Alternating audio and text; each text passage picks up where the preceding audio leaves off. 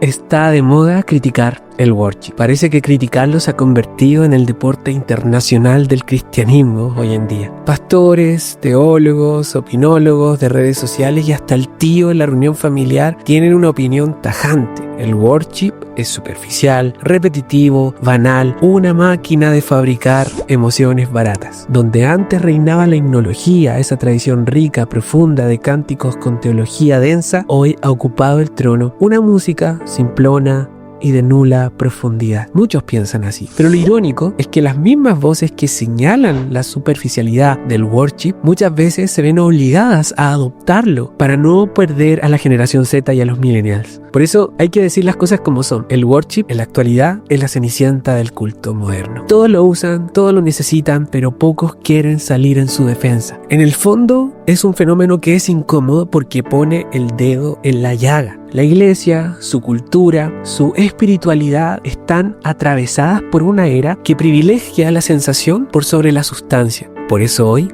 hablaremos del worship. Soy Israel Santis y esto es Ágora, Cultura y Reino de Dios.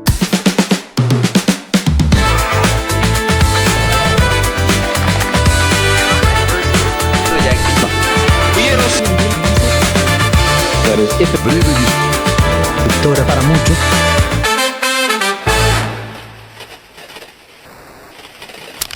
Este video no pretende canonizar el worship ni tirarle piedras. Lo que haremos es mirarlo con bisturí, porque detrás de los delays, los puentes eternos y las letras pegajosas hay un fenómeno que dice mucho más de quienes somos que de las canciones que cantamos. Pero comencemos con lo básico, con lo simple. El worship es un género musical. Sí, un género musical. Y antes que te alteres por tal afirmación, déjame darte argumentos. El worship tiene una estética sonora reconocible, progresiones armónicas repetidas, atmósferas ambientales, un estilo vocal particular, artistas emblemáticos y una industria bien definida. Plataformas como Spotify lo clasifican como categoría musical. Productores, músicos y oyentes lo identifican por su sonido. Incluso se ha subdividido en variantes como el worship acústico, el worship espontáneo, electrónico. Todo esto revela que el worship no es solo una actitud espiritual, sino también un fenómeno musical que opera bajo las mismas lógicas de cualquier otro género: sonido, estructura, cultura y mercado. Pero reducir el worship solo a un género no sería un ejercicio correcto, porque el worship es una estética espiritual y más aún es un movimiento global que ha tomado la adoración por asalto. No solo determina qué se canta, sino cómo se organiza la reunión, cómo se diseñan los escenarios y hasta qué ropa se usa. Outfit worship. Arma el outfit conmigo para la noche de adoración en mi iglesia. Sí, el worship es liturgia. Liturgia con luces, humo artificial y delay en las guitarras, pero es liturgia al fin y al cabo. Se replican estéticas, emociones y estructuras desde Melbourne hasta Santiago de Chile, desde Dallas hasta un pequeño poblado en Latinoamérica. Que toda la creación alaba a Dios. El worship se ha vuelto la lengua global del culto mundial. Un idioma emocional que todos entienden, pero que pocos quieren admitir que también lo saben hablar.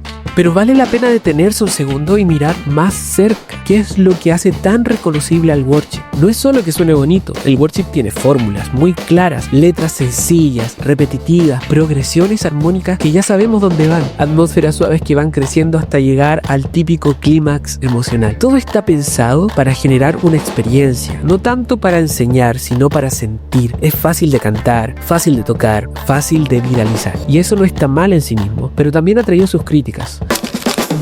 Muchos señalan que detrás de una canción que dice tú estás aquí moviéndote en mí, a veces no hay más que una experiencia bien armada pero vacía de contenido profundo. Se canta mucho a Dios pero se dice poco sobre Dios. La adoración se vuelve algo que se mide por lo que se siente, no por lo que uno entiende, ni mucho menos por lo que uno vive después de que termina ese tiempo especial. Otra cosa que hay que notar es que aunque el worship se vive en grupo, se hace en grupo, la experiencia tiende a ser muy enfocada en lo personal. Las letras suelen decir cosas como yo te adoro, mi corazón, mi adoración y yo sé que estás aquí. Todo gira en torno a la relación individual con Dios más que a la comunidad como tal. Es como que cada uno tiene su momento con Él, aunque estén juntos en la misma sala, en el mismo lugar. Y finalmente la adoración termina siendo una suma de encuentros personales que pasan al mismo tiempo, pero que no siempre se conectan entre sí. Y más aún cuando el director de culto dice cosas como cierra tus ojos y olvídate del que está a tu lado, eres solo tú y Dios. La música y las palabras están hechas para que cada persona sienta eso a nivel íntimo, más que para levantar la voz como pueblo de Dios. Pero acá viene lo interesante y en lo que quiero que pongamos atención, porque más allá de una crítica superficial, creo que es importante, creo que es necesario ir más profundo, porque el worship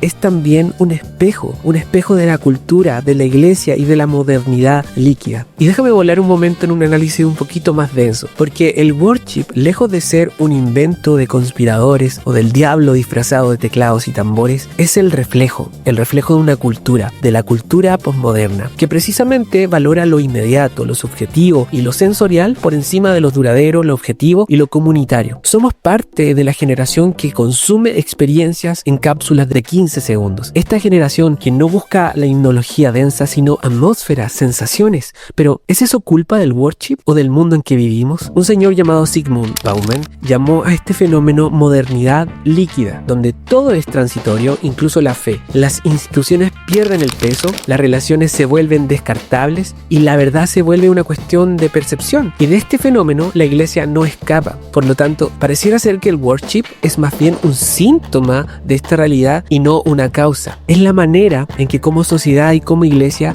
buscamos conexión con lo trascendente sin pasar por la complejidad teológica o el compromiso con la comunidad. Muchas veces el worship fomenta una espiritualidad que se enfoca más en sentir emociones fuertes que en cambiar realmente la manera de ser, aunque en el fondo busca conectar sinceramente con Dios. De verdad, muchas veces solo se queda en la necesidad de sentir algo, no en dejar que Dios transforme la vida. Y así, lo que podría ser un momento de encuentro profundo se vuelve solo un buen ambiente, una experiencia, y lo que debería ser una oración intensa termina siendo solo un pic emocional en la música. Y finalmente, el culto se convierte en una montaña rusa de emociones que sube, pero no siempre llega al lugar importante. Esto tiene mucho que ver con lo que dice Bauman acerca de nuestra realidad, donde todo es pasajero, donde las cosas no se afianzan ni se profundizan. En esta realidad, las relaciones son frágiles, las verdades se vuelven relativas y hasta la fe se vive de manera superficial. El worship refleja esa forma de vivir la espiritualidad, una experiencia que se siente real y poderosa, pero que muchas veces no cala hondo ni transforma de verdad. Es como una lluvia ligera que refresca momentáneamente el ambiente, pero no empapa la tierra para que crezca algo firme y duradero. En resumidas cuentas, el worship no es malo por sonar moderno. Lo que pasa es que refleja la época en que vivimos. Queremos todo rápido, todo bonito, que nos haga sentir bien. La música también se contagia de eso. El worship nos da esa sensación de que tocamos el cielo, aunque a veces apenas rocemos el techo. Y si esa música no nos lleva a vivir lo que cantamos, si no nos deja algo duradero, una vez que termina el culto, entonces tenemos un problema más profundo que el estilo. Tenemos una fe liviana que suena fuerte, pero que realmente transforma poco. Pero ojo, no todo es pecado ni herejía, como David con su arpa en el anonimato, como Pablo cantando himnos encadenado en Filipos. El worship, cuando nace del quebranto y no del algoritmo, puede canalizar la gratitud, el dolor, la esperanza y la presencia. No es el estilo lo que corrompe, sino la desconexión entre lo que se canta y lo que se vive, porque un himno, por más antiguo que sea, si no tiene raíces en el alma, no pasa de ser un karaoke. Ahora bien, se entiende la constante crítica al worship, los interminables videos que explican por qué la era del worship es el fin de la adoración, del por qué es la decadencia de la música cristiana. Pero esto no es nuevo, no señores, cada nueva generación ha tenido que enfrentar el juicio de la generación anterior cuando se trata de música en el culto. El worship moderno no es el primer blanco de las piedras, siempre han habían existido las críticas. Charles Wesley, el gran himnista del avivamiento metodista, también fue acusado de ser demasiado sentimental. Sus detractores, hermanos en la fe, lo tildaban de distraer con emociones lo que debía ser el culto serio y teológicamente robusto. Catalogaban sus himnos como dulzura vacía y teología de pastel. Sí, los himnos que hoy son valorados muchas veces como la cúspide de la ortodoxia, en su tiempo fueron catalogados como un peligro litúrgico. Es curioso que esas críticas también resuenan hoy cuando se cuestiona la simplicidad y la repetición del worship. En cada generación hay críticas. Cada tiempo tiene su propio Oscar el Gruñón y Angry Goyak. Personas que ponen el grito en el cielo cada vez que algo nuevo aparece. Cada era tiene su resistencia al cambio y su nostalgia del tiempo cuando todo era más profundo. Pero esa nostalgia a veces tiene mala memoria. Y acá viene el error, cuando idealizamos el pasado y demonizamos el presente. Porque ni los himnos del siglo XIX eran perfectos, ni las iglesias antiguas cantaban con ortodoxia impecable. Las contradicciones, las letras dudosas y los debates furiosos siempre han estado ahí. Basta revisar la colección de coros de las décadas pasadas para encontrarnos con doctrinas mal formuladas, imágenes teológicas flojas y letras que hoy serían juzgadas con la misma vara con la que se golpea al worship contemporáneo. De hecho, muchas de esas canciones antiguas no hacían más que repetir una misma frase una y otra vez, como hoy. Pero ¿es eso nuevo? En absoluto. Solo basta con mirar los salmos para descubrir que la repetición ha sido siempre parte integral de la adoración bíblica. Este recurso se llama paralelismo y lejos de ser una debilidad, es una técnica poética y teológica que busca grabar verdades profundas en el alma a través de la repetición meditada. No es casual encontrarse con la frase "porque para siempre es tu misericordia", como lo repite el Salmo 136, como un estribillo eterno. ¿Y esto es superficial también? Para nada. Podríamos criticarlo por repetitivo, puede ser, pero tiene un propósito,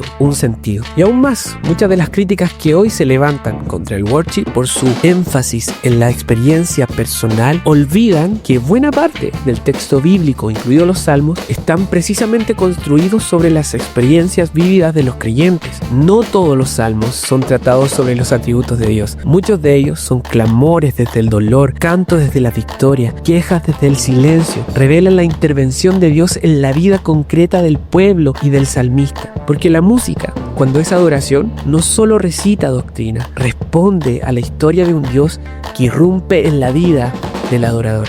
La verdad es que toda expresión musical de adoración nace en una tensión entre lo eterno y lo cultural, entre el corazón del pueblo y la forma del momento. Wesley fue un hereje para los contemporáneos más conservadores de su tiempo y hoy es un héroe para los que critican el worship con sus canciones. La historia, una vez más, nos deja en evidencia. Pero si hay un tema que realmente merece una preocupación especial, y es tal vez uno de los más grandes conflictos que genera el worship. Me refiero a su tendencia a la uniformidad. Hoy la industria del worship genera millones, vende millones y escucha millones, pero con ello viene un riesgo enorme: la homogeneización. Plataformas como Spotify, YouTube, Apple Music no solo distribuyen música, sino que definen qué es popular y qué no. El algoritmo es el nuevo pastor y a veces es más influyente que cualquier liderazgo local. Ministerios como Hillsong, Bethel, Elevation han creado una hegemonía sonora que muchas iglesias imitan sin filtro. Lo que funciona se copia, lo que emociona se viraliza. Resultado, la adoración se vuelve globalizada y uniformada, con luces, delay y volumen, pero a veces sin quebranto ni autenticidad. El altar se ha convertido en un escenario y el pueblo en audiencia. Esta realidad ha generado un silencio incómodo en muchas comunidades locales. El artista congregacional, el compositor local, ha sido opacado por la magnificencia de una industria que dicta no solo cómo suena la adoración, sino incluso cómo se debe sentir. Y aunque esto ha permitido una conexión global nunca antes vista, también ha suprimido la singularidad de cada pueblo, cada lengua y nación. Te lo ejemplifico de una manera muy gráfica. ¿Te imaginas que en todos los países del mundo solo comieran hamburguesas? Que no existieran más menús, ni sabores propios, ni platos que hablan de la tierra, la historia o la cultura de cada pueblo. Sería raro, ¿no? perderíamos la riqueza de la diversidad gastronómica y la experiencia de conocer y disfrutar lo que cada lugar tiene por ofrecer. Ahora bien, ¿por qué cuando hablamos de cultura, especialmente su expresión local dentro de la iglesia, no nos inquieta que el menú sea el mismo para todos? Muchas iglesias han dejado de cantar canciones que nacen de su propia historia, su pueblo y su vida cotidiana, y en vez de eso repiten canciones que están de moda, las más populares, los últimos lanzamientos, como si fueran franquicias sin identidad propia. Y no hay nada de malo en inspirarse en otros, en aprender, en enriquecerse con músicas distintas, pero si nunca cocinamos con nuestros propios ingredientes y si no hacemos música que refleje nuestra cultura, nuestro contexto, corremos el riesgo de olvidar qué es lo que verdaderamente nos alimenta. Y cuando eso sucede, la adoración pierde profundidad y la comunidad pierde su voz única ante Dios y el mundo. ¿Dónde están las canciones que nacen del dolor de nuestra ciudad? ¿Dónde están los cantos que emergen de nuestros gozos cotidianos, de nuestros procesos comunitarios, de nuestras historias con nombre y apellido? Si todo lo que cantamos viene desde afuera, ¿cuándo escucharemos lo que el Espíritu está diciendo en nuestra iglesia? Y esto es un tema profundo, porque la Biblia nos muestra una adoración encarnada, contextual, comunitaria, que surge del corazón y de la historia del pueblo, desde los salmos que narran las angustias de Israel hasta los cánticos nuevos que se levantan en medio de la batalla. La adoración siempre fue una respuesta a lo vivido. No era importada, era encarnada. Y cuando repetimos fórmulas foráneas sin discernimiento, perdemos la voz propia, la espontaneidad y la profecía. El culto termina por transformarse en una liturgia tercerizada y lo que debería ser comunión se convierte en consumo. Cuando dejamos de escribir nuestras propias canciones, dejamos de contar nuestras propias historias, y cuando solo cantamos lo que otros escriben desde sus contextos, nos arriesgamos a desconectarnos de lo que Dios está haciendo aquí en medio nuestro. Por eso urge reflexionar. No se trata de rechazar el worship global, sino de recuperar la adoración local, que nuestras iglesias vuelvan a cantar lo que están viviendo, que el compositor se levante con oído afinado al Espíritu y al pueblo, que el canto no sea solo un eco viral, sino un clamor vital, porque cuando la iglesia canta desde su historia, su dolor, su esperanza, entonces el culto deja de ser repetición y vuelve a ser revelación.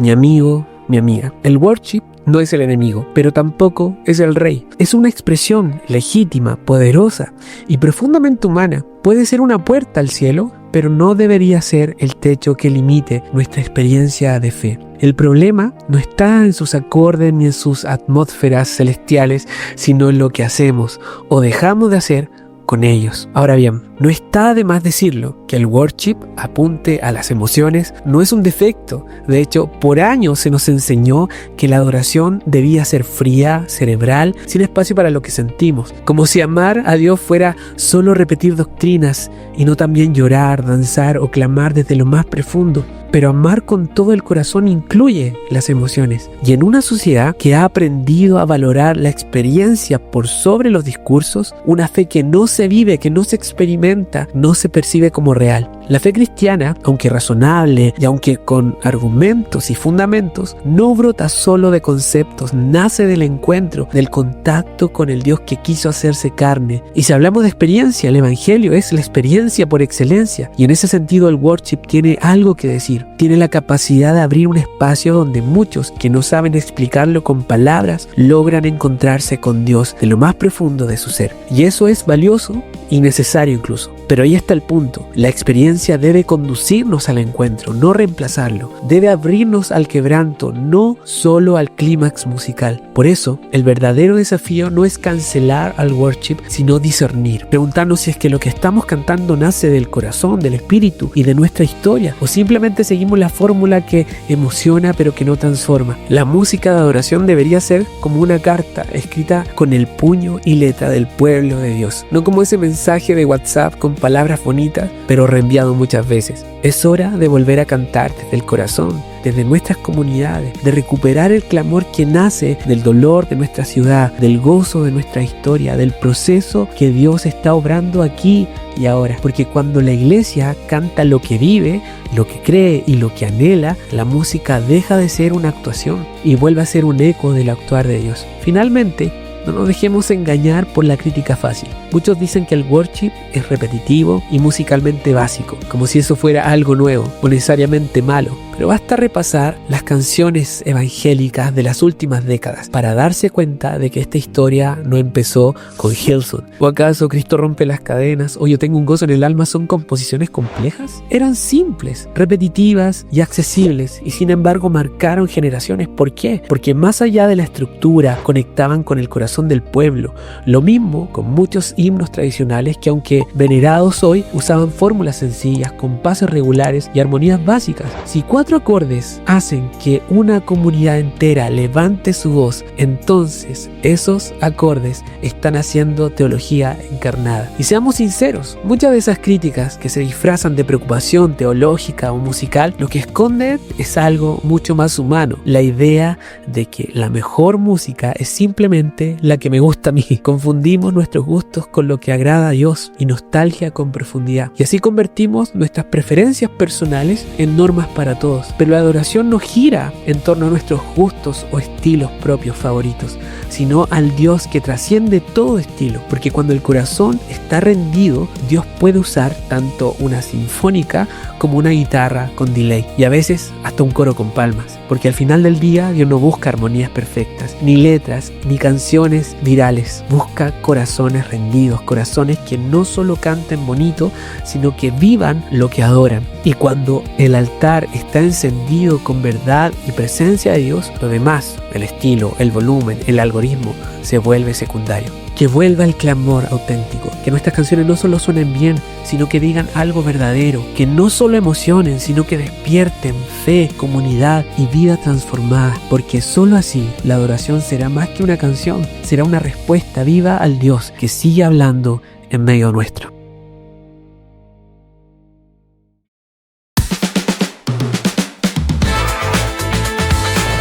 No te pierdas el próximo video. Recuerda, pensar no es peligroso, ignorar sí lo es. Ágora, cultura y reino de Dios.